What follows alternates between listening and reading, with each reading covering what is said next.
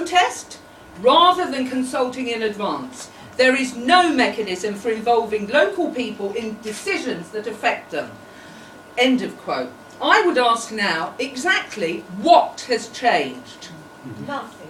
2 weeks ago, Network Rail offered consultation with its line-side neighbours in the form of a few letters dropped through the odd letterbox in Cromwell Road, giving less than 24 hours notice of an extensive tree clearance on the railway embankment that lines the gardens.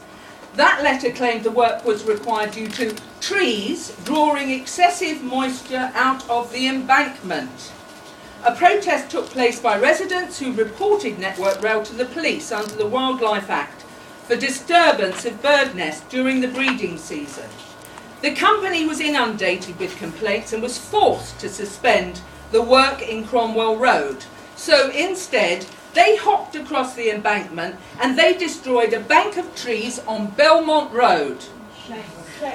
Having failed to consult properly on the intended work in Cromwell Road, Network Rail then failed to consult before organising a meeting with the public for last Thursday. When told by local people that the date and time was unacceptable, the company, represented by Glenn Brown and Melanie Fry, continued to invite people until a residents' boycott forced them into a postponement until now. Since the 17th of April, they have withheld information from the many people who have written to them, requesting evidence of environmental impact studies on wildlife, further information regarding the geotechnic route map, which the contractor is said to be working to, and even, and this is mystifying, clarification on the numbers of trees that were planned for removal on the Cromwell Road embankment. How were we ever expected to have meaningful dialogue?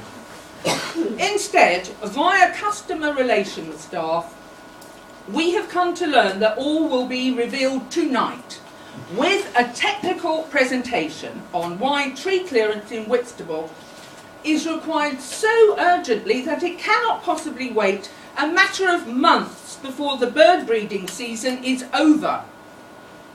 Network Rail was set up to address issues of rail safety after the failures of rail track, and we welcomed that, we still do, but there are plenty of MPs even who have commented since that the safety card is played as a get-out clause for ignoring environmental directives and the genuine concerns of those who wake up to discover their local environment has been blighted by extensive embankment clearance. Yeah. In many instances, these clearances go back 100 feet or more from the track.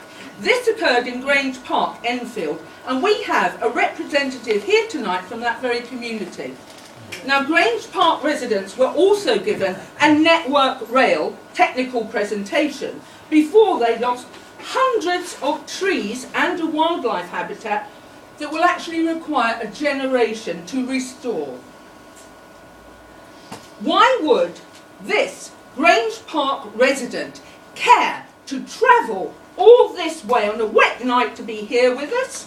Because his community and many others up and down the country, in Cheshire, Bath, Oxfordshire, West Yorkshire, do not wish for Whitstable to lose what they have lost.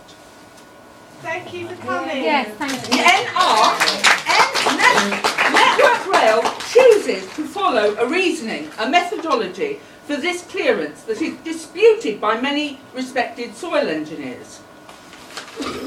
This report states that although problems with stability in old clay embankments is worsening, there is plenty of evidence to show, and I quote, that the removal of trees and other vegetation fails to solve that problem and makes it worse. Yes. High-risk railway embankments are cleared of trees and vegetation by Network Rail, then moved to medium risk status, and they fail shortly afterwards, like this one in Campbell in Gloucestershire, which required expensive shoring up in 2008. But we're unable to have a proper debate on this issue with Network Rail because they refuse even to answer simple questions concerning the outdated photos on the geotechnic route map that the contractor is meant to be working from. And I quote here, when we asked for the dates of those questions, Miss Melanie Fry said this: "The very technical and detailed nature of the geotechnical reports means they would be of little value beforehand." I told Melanie Fry over a week ago that residents were still seeking not only dialogue with the company, but compromise, a difficult thing to achieve when faced with what appears to be an unwritten policy of community disempowerment. The unaddressed questions, delaying tactics, out-of-office email messages, the last-minute cobbled-together arrangements even for this meeting, it's a wonder we're here. But we are here, and we are here in great number and still hoping for dialogue and fresh thinking on this subject from Network Rail about a disputed and disreputable programme that costs us, the taxpayer, £50 million every year.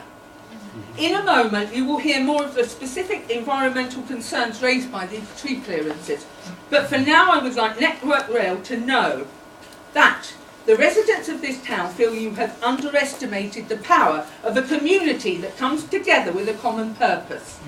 You have also underestimated our intelligence in not sharing documents that could have actually helped us reach agreement before this time, but perhaps more importantly, you have underestimated our consideration for the environment in which we live and the greater environment beyond this small town. Yeah.